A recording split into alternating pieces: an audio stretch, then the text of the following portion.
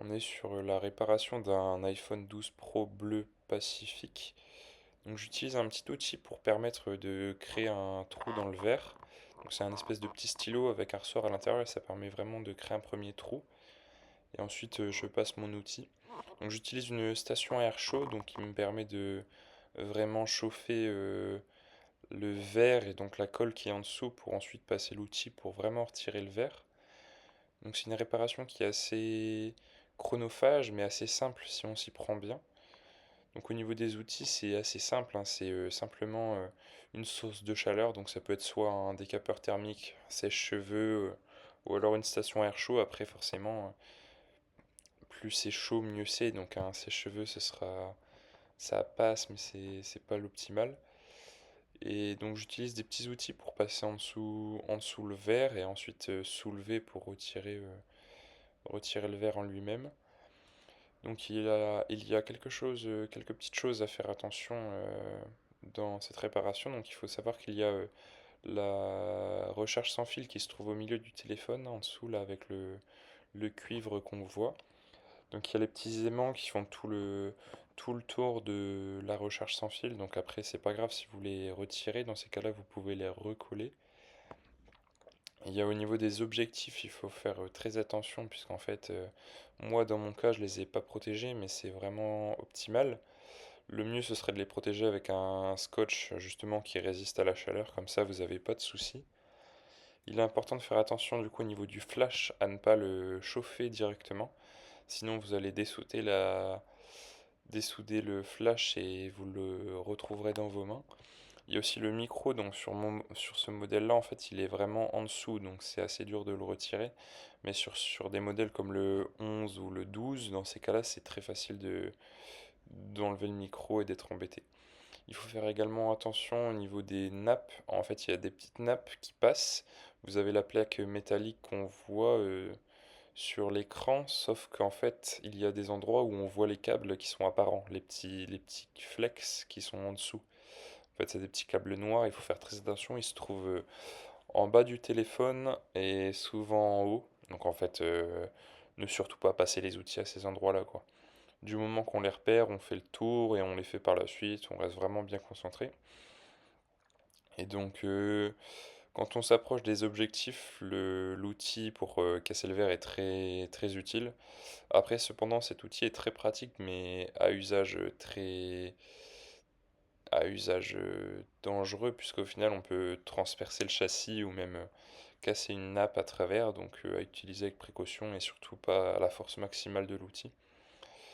Aussi également important à savoir pour effectuer ce type de réparation, toujours des gants, puisqu'en fait on va manipuler énormément de verre, des outils qui tranchent, donc gants obligés, et également lunettes de protection de type tout ce qui est plastique, en plastique, tout ça qui couvre bien les yeux, quoi. Après également, moi dans mon cas, j'utilise une coque que je mets sur le derrière du téléphone. Après, dans mon cas, je la chauffe énormément, donc le port de masque, si vous faites la même chose, puisqu'au final, vous avez l'écran derrière.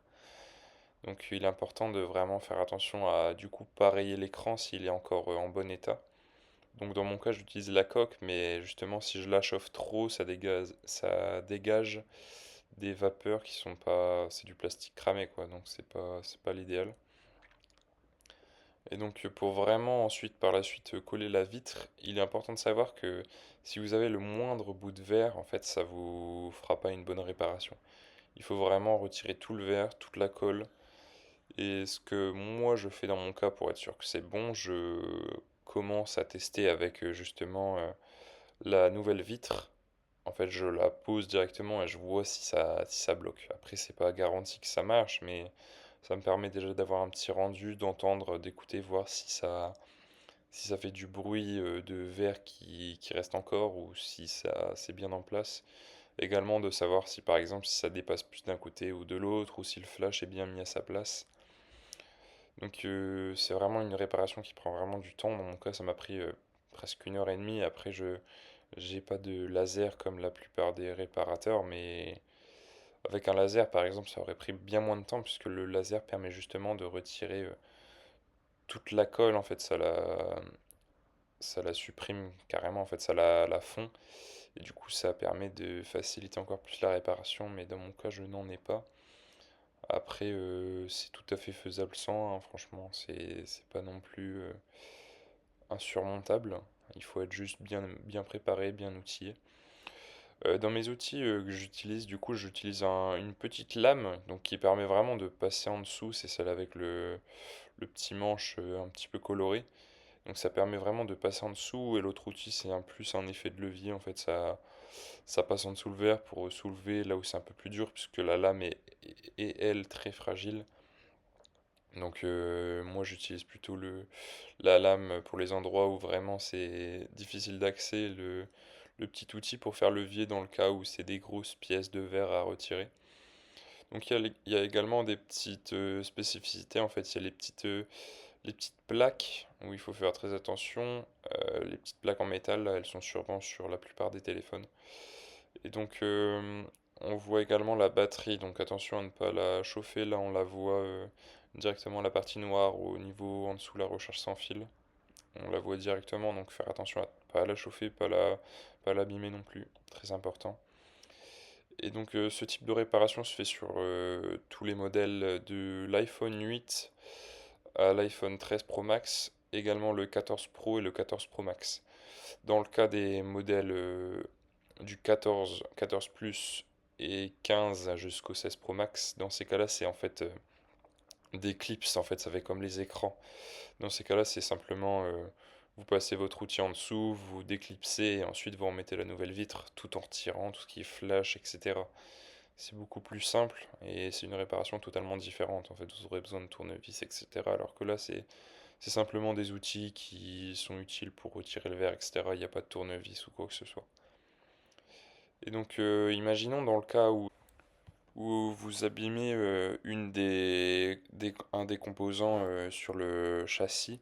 Exemple, si vous abîmez tout ce qui est recharge sans fil, vous abîmez une petite connectique. Dans ces cas-là, elle ne fonctionnera plus. Après, c'est pas la fonctionnalité la plus utilisée, mais vous la perdrez, quoi. Imaginons si vous cassez une petite nappe en bas, vous la cassez en deux. Dans ces cas-là, vous perdrez également une fonctionnalité du téléphone. Donc c'est à savoir, forcément ça aura un impact, puisque c'est directement relié à la carte mère ou à un composant, quoi. Dans mon cas, j'utilise une vitre arrière, donc avec un grand trou, donc ça permet justement de passer la vitre à travers les objectifs sans avoir à les enlever, etc. Donc c'est beaucoup plus simple. Il est important de savoir que c'est courant que les objectifs, enfin les lentilles, commencent à bouger, donc vous aurez du mal à placer la vitre. Donc dans mon cas, j'utilise des petits élastiques qui permettent d'être mis autour des lentilles, et donc ça vous permet justement de surélever les objectifs eux-mêmes, et donc de pouvoir bien passer la vitre et ne pas être embêté. Puisque dans le cas échéant, ça va faire que les objectifs vont descendre, donc les petites lentilles vont descendre, et du coup dans ces cas-là, vous pourrez pas bien placer la vitre. En fait, l'objectif sera plus bas que la vitre et donc vous n'aurez pas un bon rendu. Donc moi j'utilise une vitre arrière avec adhésif. Donc dans ces cas-là, vous retirez le petit film et vous collez la vitre directement sur le téléphone. Il n'y a pas besoin de colle, etc. Vous collez directement. Il est important de bien vérifier que tout soit bien placé. En fait, si c'est mal posé, dans ces cas-là, vous aurez des décalages, etc. Donc vous posez directement. Si vous commencez, vous voyez que ça part très mal, vous pouvez retirer, refaire, mais vous ne pouvez pas la placer entièrement et la retirer entièrement. Vous voyez, c'est une seule fois, quoi. Dans ces cas-là, vous utilisez une autre vitre. Et donc vous la posez, et il est important de bien la maintenir en place. En fait, il faut comprendre que c'est un adhésif qui a besoin de fusionner avec le châssis et la vitre, quoi, en fait, pour bien permettre que ça reste bien. Dans le cas où vous me posez la vitre comme ça, en fait, au bout d'un moment, elle va s'en aller, quoi. Donc dans ces cas-là, il faut bien la maintenir en place. Donc soit vous avez plusieurs options, soit avec pinces, donc des petites pinces, vous voyez, c'est avec une protection, etc. Vous tournez, etc. Et ça va permettre de bien maintenir en place la vitre. Après, si vous n'avez pas de tout ça, vous utilisez des très gros livres. Donc vous placez par exemple une petite dizaine de gros livres sur le téléphone et en fait ça va permettre de maintenir la vitre en place, vous laissez quelques heures et vous revenez quoi. Après sinon vous avez tout ce qui est presse directement faite pour, en fait vous appuyez, enfin vous tournez la presse et dans ces cas-là en fait ça va appuyer dessus. Après bon, pas trop mettre de force non plus, mais c'est je pense un outil qui doit être pratique pour ceux qui réparent énormément. La presse ça doit être plutôt pas mal. Après au niveau des couleurs, si vous avez besoin de connaître la couleur de votre téléphone, vous pourrez le savoir dans les options, donc avec soit le numéro de série, etc. Vous pouvez sans doute retrouver ça. Après, sur Internet, vous tapez directement la couleur que vous pensez et vous regardez au niveau des images sur Google si ça correspond. Pour le nettoyage du châssis du téléphone à la fin, en fait, il restera forcément un petit peu de colle. Donc dans mon cas, j'utilise coton-tige et de l'alcool isopropylique. Donc de l'alcool isopropylique, c'est un petit peu comme de l'alcool, mais en fait il n'y a pas du tout d'eau dedans. Donc en fait ça n'abîmera pas tout ce qui est composants, etc. Donc c'est vraiment très utile pour nettoyer. Donc en fait j'utilise moi une petite brosse et coton-tige. Donc ça permet vraiment de retirer tout ce qui est excédent de colle qui aurait pu rester coincé, etc. Et même des bouts de verre qui auraient pu rester coincés, quoi. Donc pour faciliter la réparation de votre téléphone, il est conseillé de regarder une vidéo qui concerne le modèle en question.